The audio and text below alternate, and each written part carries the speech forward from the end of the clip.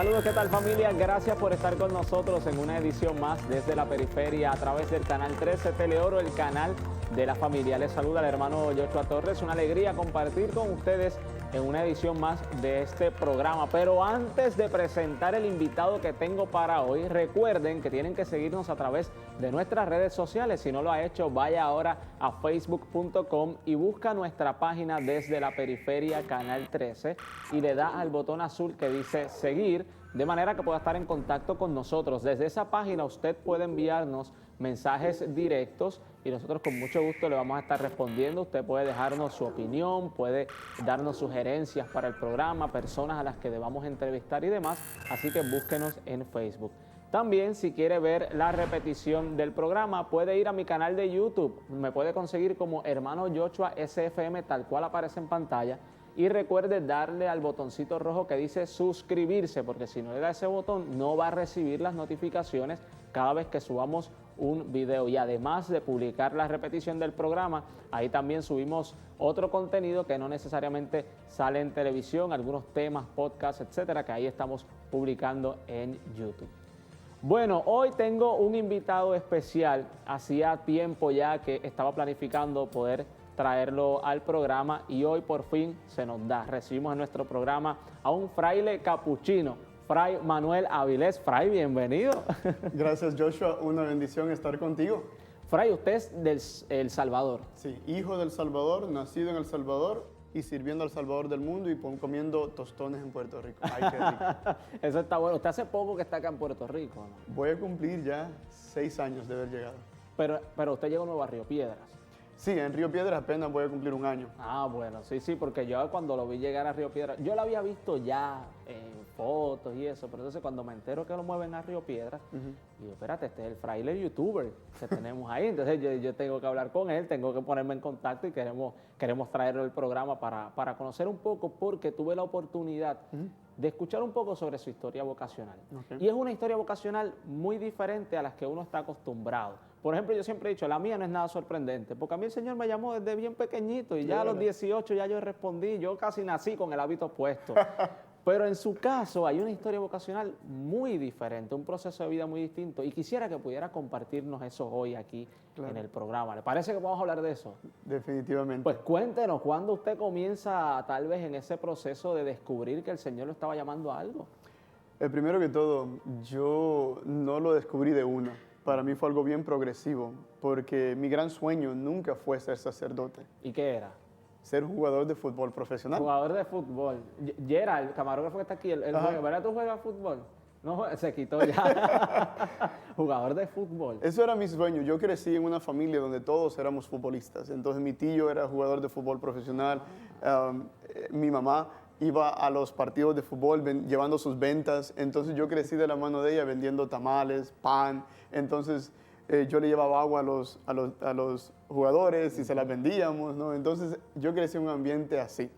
También crecí en un ambiente de mucha fe, pero no fue por parte de mis tíos ni de mi mamá. Era de parte de mi abuelito. Mayormente mi abuelita, que en la casa la abuelita era la fe. El abuelito era el de los chistes, ¿no? Entonces siempre nos llevaba a misa. Caminábamos casi 1 hora y algo para ir a la misa los domingos, ¿no? Y nos compraban ropa nueva cuando era una fiesta especial y yo iba más a la misa por la ropa nueva.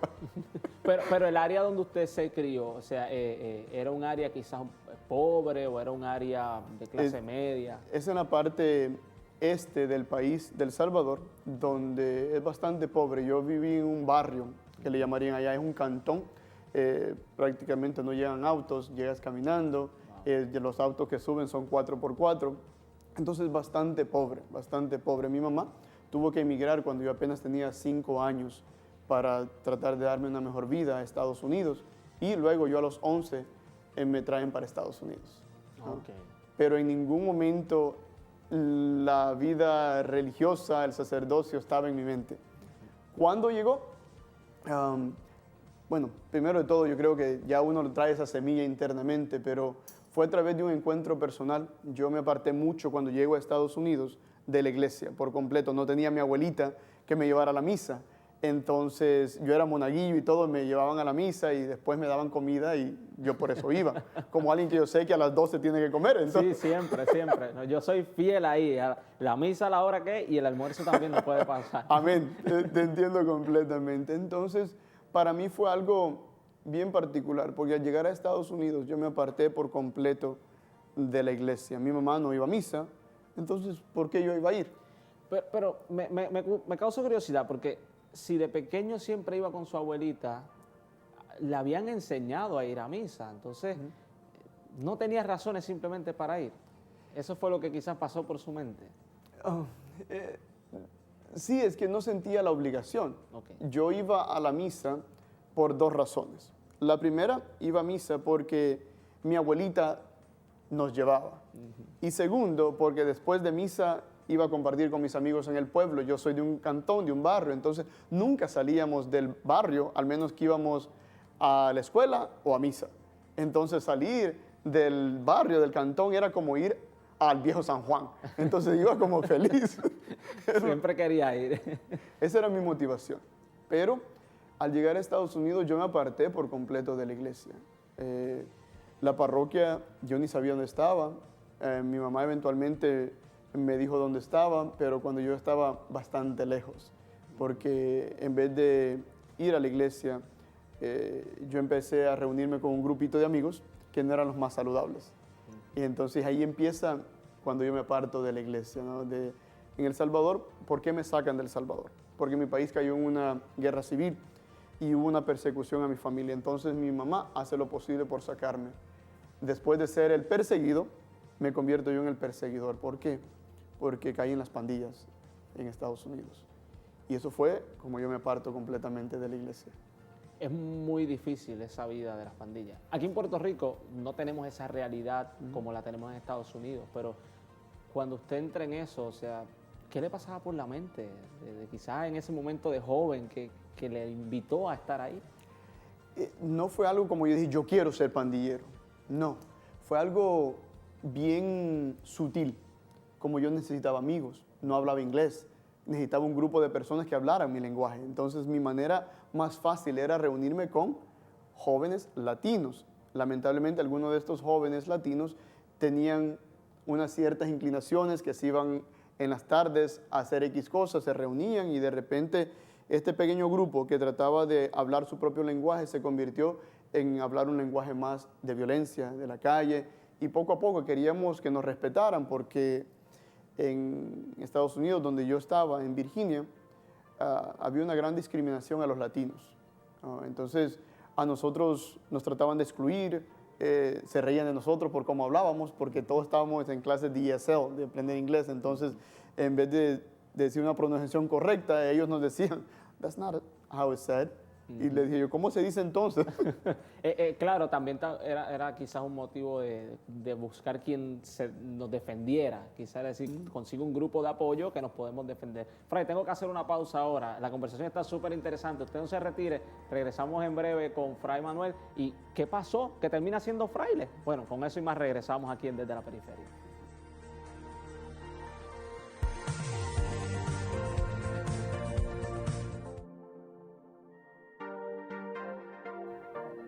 Continuamos en Desde la Periferia, la conversación que estamos teniendo con Fray Manuel Avilés.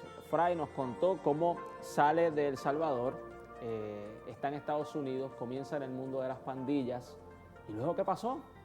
Porque hoy tenemos un fraile aquí, pero contarme una historia de que estaba en las pandillas y se había alejado de la iglesia y de momento tener este resultado, me intriga saber ese proceso, qué fue lo que pasó. Sencillo, Joshua. Lo quiero saber en la versión inmediata, me enamoré. Okay. Pero no fue de Dios. Yo creía que iba a decir, me enamoré de Dios, No, empezó un proceso. Me enamoré de una chica hermosa que me tumbó y literalmente me hizo ir a la iglesia. Yo en la pandilla, en la zona donde estaba, yo iba a esa iglesia continuamente, que por cierto se llama San Antonio de Padua, y no es en Río Piedras, es en Falls Church, Virginia. Y varios amigos me habían invitado, ven a la iglesia, ven a misa. Y yo pasaba y le decía, eso es para aburridos. Eso eran cosas de mi abuelita, le decía yo, ¿no? Pero esta chica me enamoró y un día me dijo, no me invitó a la iglesia, me invitó a un grupo de jóvenes. Y dije, bueno, si ella no me hace caso, deben de haber otras chicas en ese grupo de jóvenes, ¿no?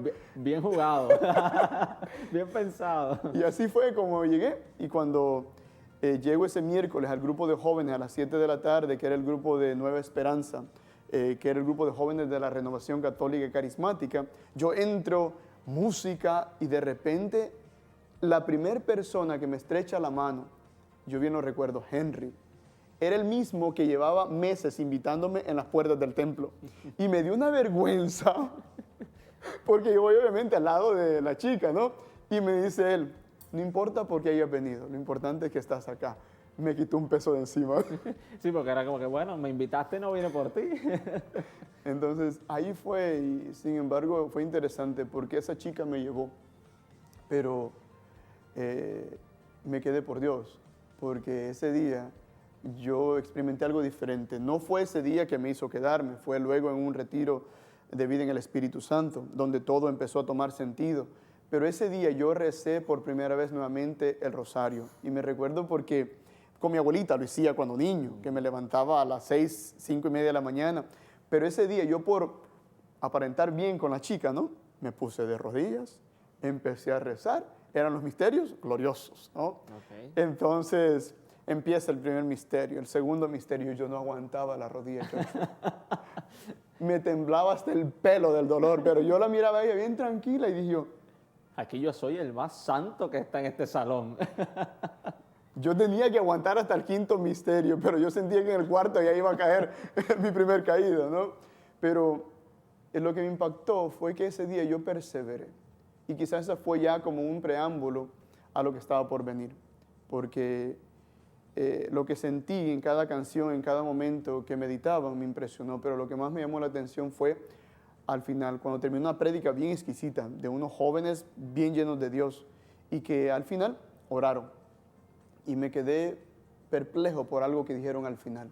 Y lo que dijeron es, no importa cómo has llegado o por qué has llegado. Lo que importa es lo que te llevas y lo que harás al salir de acá. Yo sabía la vida que llevaba. Entonces yo decía, ¿qué va a pasar conmigo? ¿Dónde está el cambio? Puede cuestionarse uno. Exacto. Entonces, y de ahí lo más lindo que me ocurrió fue que 1 año y medio después de esa fecha, acepté hacer un retiro de vida en el Espíritu Santo, y ahí todo empezó a tomar sentido. Me empecé a descubrir cosas que yo no conocía de la vocación, de la vida sacerdotal, y a mí no me llamaba la atención todavía. En ese momento yo me quería casar. La chica esta, por cierto, se fue del grupo porque cuando su mamá se dio cuenta con quién estaba, la sacaron de la iglesia, ¿no? Entonces ella se fue y yo me quedé. Wow. Y de ahí perseveré en el grupo, perseveré en el grupo. Y no sé por qué las viejitas tienen como un sexto sentido espiritual, que todas las viejitas siempre me decían, antes yo era más chiquito, me llamaban Manuelito, ¿no?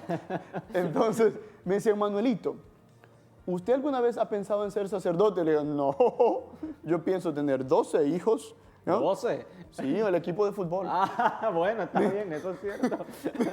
Ya que, Eso es cierto. entonces ahí fue donde yo empecé ya a considerar más la vida matrimonial. Sin embargo, Dios poco a poco fue como llamándome a otro camino, y después de casi de ese, fue en el 2002 ese encuentro personal con el Señor, 2003, perdón. El 2002 cuando me gradué de la universidad, llego al grupo de jóvenes. El 2003 voy a ese grupo, y de ahí empiezo a hacer como actividades en la iglesia, ¿no? Actividades aquí y allá. Y me llamó la atención que en el 2005 me llaman a una actividad bien importante. Yo me gradué como financiero de la universidad. Oh, wow, muy bien. Entonces, al graduarme de la universidad, pero no me gradué por trabajar como financiero, era por lo que hacía en la pandilla. Ah, ok. Entonces, me gradué de financiero, y este grupo, cuando ve mi conversión, mi proceso, que me estoy alejando de esta vida, me invitan a manejar las finanzas de un evento que se está por realizar. Este evento le llamaba Encuentros Católicos, es un evento masivo para 10,000 personas o más en el DC Armory, una arena grandísima en Washington, donde querían hacer un evento con los mejores cantantes y predicadores católicos. Y me dan la encomienda de recaudar fondos y de manejar las finanzas. Y ahí empecé a ver la necesidad interna de la iglesia, y ese mismo año tengo la oportunidad de viajar fuera del país, de Estados Unidos, a dar mi testimonio fuera. Y ahí me di cuenta que, que había algo más que la iglesia necesitaba y que yo necesitaba. En ese momento fue cuando ya quizás siente esa llamada que Dios estaba haciendo directamente, porque el matrimonio es una vocación, igual que el sacerdocio, entonces quizás pudo haber mucha confusión en ese proceso, porque se dice fácil, pero no es fácil tener que pensar, esta era mi vocación y ahora el Señor me está cambiando los planes. ¿Cómo fue quizás ese proceso de aceptar esa realidad que estaba comenzando en tu vida? Primero, la chica que me llevó a la iglesia ya no estaba. Entonces yo empecé otra relación, algo más formal. Y fue interesante porque después de mi salida de las pandillas, yo empiezo a viajar fuera a dar mi testimonio. Entonces, yo venía feliz de hacer lo que hacía. Tenía una relación bonita que yo pensaba que iba a dar un buen fruto. Sin embargo, esta chica me llamó la atención porque ella, en las ocasiones que yo venía fuera del país, me decía, Manuelito, no sé qué veo en ti. Cada vez que vienes fuera del país o vienes de dar tu testimonio, vienes tan feliz, tan completo. Y le digo yo, si es que me encanta. Y me dice, ¿tú nunca has pensado en ser sacerdote? Ay, ay, ay. Una cosa es que te lo digan las viejitas, Claro. ¿no? Y otra cosa es que te lo diga tu novia. Sí, sí, sí. Entonces fue cómico porque ese día como que me paró en seco. Y digo, ¿será que sí? Entonces le empecé a dar como mente. Nunca le pregunté a ella por qué me lo había preguntado. Pero dije, ¿será que soy tan mal novio que ya se quiere deshacer de mí? Quizás prefiere que sea cura, que sea su novio, debo ser malísimo. Ya tiene otro reemplazo por ahí, pensé yo. Pero eso me llamó la atención y yo nunca me había reunido con un sacerdote para hablar sobre la vocación sacerdotal. Y ese día dije yo, quizás lo tengo que hacer. Voy a hacer la pausa. Vamos a parar ahí. ¿Qué pasó después de esa conversación y por qué termina siendo capuchino? El tiempo en televisión es así, gente. Tengo que parar. Vamos a la pausa. Regresamos en breve con más aquí con Fray Manuel. No se vaya.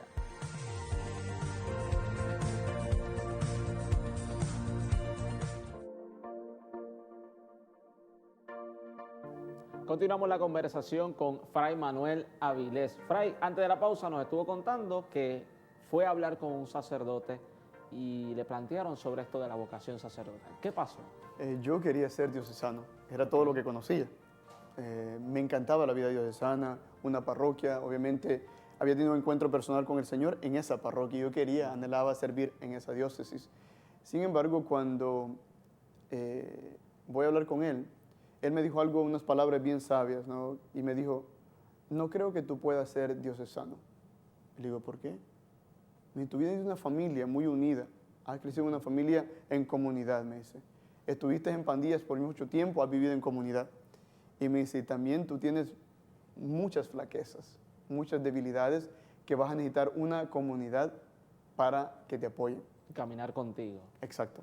Y ahí fue donde dije, diocesano, pero es lo que yo quiero hacer. Pero ahí me di cuenta que no era lo que Dios quería. Claro, quisiera aclarar el punto. Quizás hay gente que nos está viendo que no lo entiende. El sacerdote diocesano es este sacerdote que está directamente bajo el obispo y que normalmente viven solos, que tienen su vida independiente, pero el sacerdote que vive en comunidad, como es el caso de nosotros que vivimos en una comunidad, pues todo lo compartimos, todo lo hacemos junto con los hermanos, trabajamos la parroquia junto con los hermanos, sino que hay una distinción en eso. La vida diocesana es un poco más solitaria, en la realidad.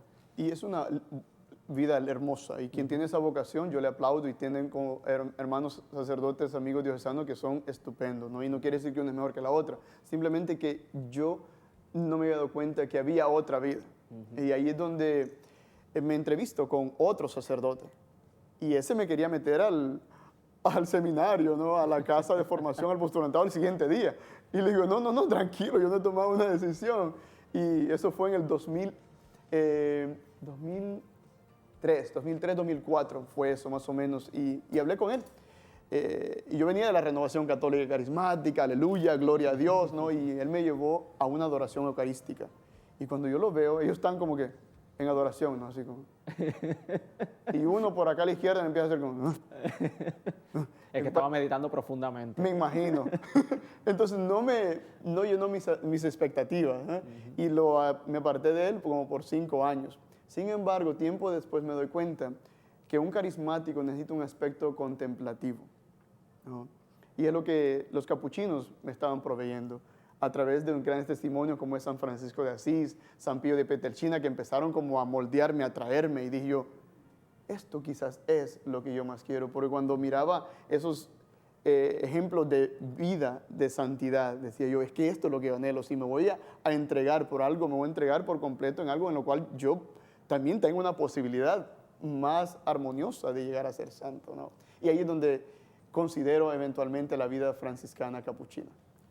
O sea que usted cuando conoce los capuchinos, o sea, nunca los había visto hasta ese momento que es cuando los conoce. ¿Qué específicamente había en la orden capuchina que usted dijo, es con los capuchinos y no con cualquier otra? Porque existen miles de comunidades para escoger, que son comunidad también. Sí. Lo trascendental para mí fue Padre Pío, porque tenía un carisma mucho de confesión y a mí me llamaba mucho la confesión, primero. Segundo, que en la diócesis me habían dicho claramente que yo nunca podría haber sido misionero, y entre los capuchinos hay un gran aspecto misionero. Y mira, aquí está el resultado, porque cuando yo le dije que quería ser misionero, me dice, tenemos 2 misiones. Y le digo, ¿dónde? Me dice, en Puerto Rico y en Papúa Guinea. Papúa Guinea yo no sé dónde es, pero Puerto Rico no está mal.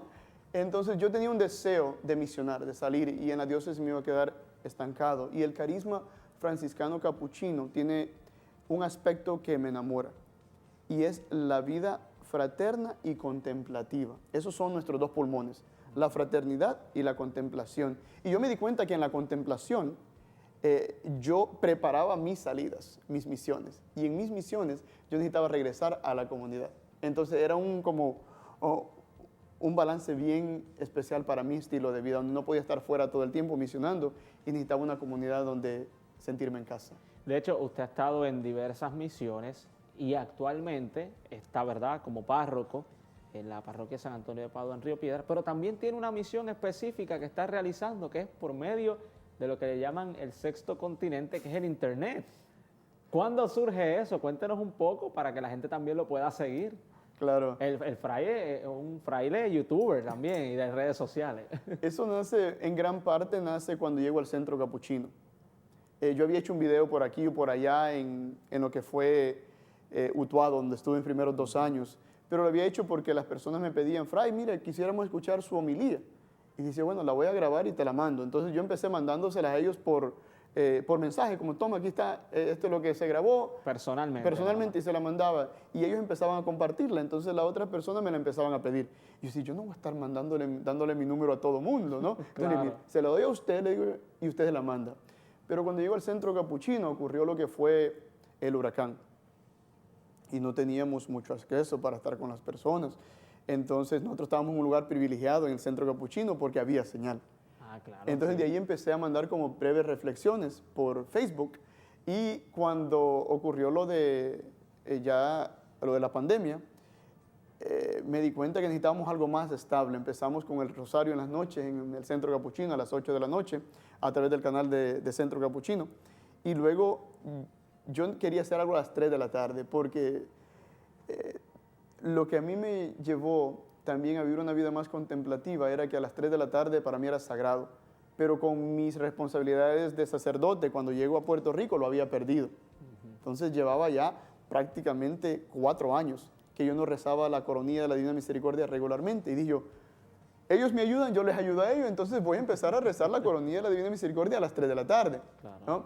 Y ahí es donde empieza este ministerio. Y el último, que es el que más he estado haciendo los fines de semana, es ahora que la reflexión esa que empezó años atrás, en el 2015, ya en la parroquia lo veo como una necesidad de darle algo semanal a los feligreses cada domingo en preparación para la Santa Misa, y ayudando con la reflexión dominical del Evangelio. Si alguien quisiera buscarlo en las redes sociales, ¿cómo lo pueden conseguir?